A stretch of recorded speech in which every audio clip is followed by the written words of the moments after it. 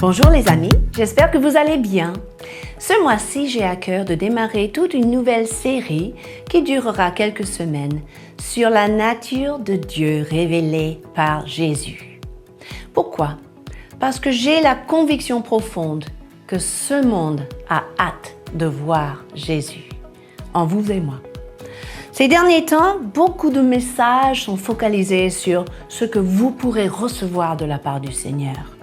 Et certes, c'est très édifiant, mais notre rôle dans la vie n'est pas seulement recevoir tout le temps. Ça va faire de nous des consommateurs au lieu de faire de nous des dispensateurs de la richesse de Dieu.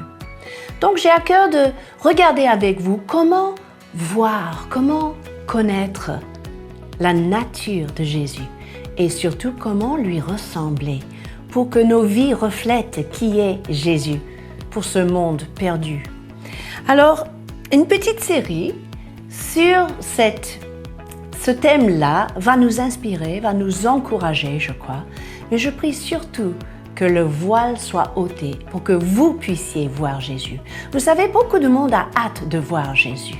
Il y a des exemples dans la parole de Dieu, mais chose intéressante, c'est que Dieu lui-même a choisi de révéler son caractère et sa nature à travers Jésus. Par exemple, dans Colossiens 1, verset 19, Dieu a voulu que toute sa plénitude habite en lui, en Jésus. Et c'est confirmé un peu plus loin dans Colossiens 2, verset 9, en lui, en Jésus, habite corporellement toute la plénitude de la divinité. Vous voyez, Jésus nous montre qui est Dieu.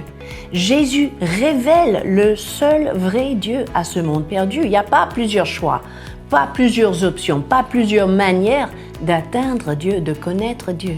Tout se révèle en Jésus. Et c'est pour cela, il a dit dans les évangiles, surtout en Matthieu 7, de prendre la porte étroite, de prendre le chemin étroit. En plus, plus loin, Jésus lui-même a dit dans Jean 14, 6, « Je suis le chemin, la vérité et la vie. Nul ne peut venir au Père que par moi. Si vous me connaissez, vous connaîtrez aussi mon Père.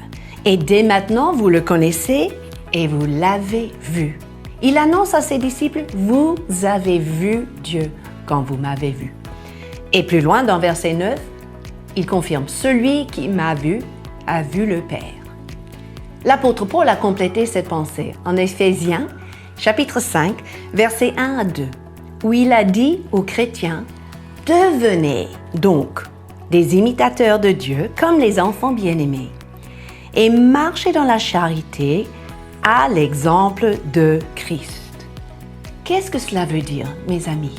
Le message de Jésus pour vous et moi, surtout ces temps-ci, c'est premièrement, je suis. Deuxième, vous deviendrez. Vous marcherez à ma suite. Jésus se révèle aujourd'hui, mes amis, à travers sa parole, aussi par le Saint-Esprit, mais notamment dans nos vies, devant ce monde qui cherche la vérité, qui cherche l'espérance, qui cherche la lumière dans l'obscurité. Il veut se révéler à travers nous. Donc, c'est à nous de le voir et de le faire voir. Jean 12, versets 20 et 21, il y a quelque chose de très intéressant révélé qui nous confirme que les gens du monde ont hâte de voir Jésus.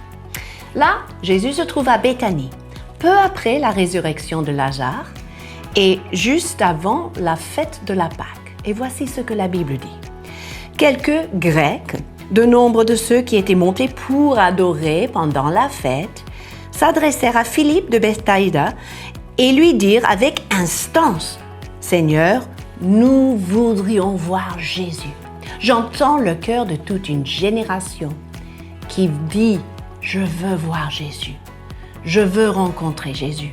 Je veux que Jésus soit visible pour moi. » Et je vois une connexion entre les fêtes de l'Éternel. Quand elles sont honorées, Jésus peut apparaître, Jésus peut se manifester. Et quand les miracles se font, comme la résurrection de Lazare, il se fait voir aussi. Pour clôturer, deux autres exemples. Luc 19, versets 2 à 3, il s'agit d'un certain homme riche qui s'appelle Zachée, qui avait envie, qui avait hâte de voir Jésus. Mais le problème, c'est qu'il était trop petit. Et donc, il ne pouvait pas voir à cause de la foule. Et c'est celui qui est monté dans l'arbre pour voir Jésus. Parfois, vous savez quoi? C'est la foule, ce sont des obstacles. Ou c'est peut-être l'Église qui empêche de voir le vrai Jésus. À nous de le révéler par notre manière d'agir, manière de parler, manière de servir. Et finalement, en Luc 23, 8 à 9, le roi Hérode vit Jésus et il a eu une grande joie, car depuis longtemps, dit la Bible, il désirait le voir à cause de ce qu'il avait entendu dire.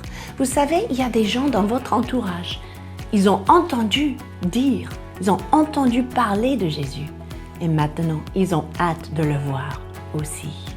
Alors faites voir Jésus. Étudiez ce mois-ci avec moi la nature de Dieu révélée par Jésus et cherchons ensemble à cultiver cette nature et faire briller sa lumière. Si cela vous parle, n'hésitez pas à partager ce lien et invitez vos amis à écouter ces encouragements. Sur ce, je vous dis à la semaine prochaine.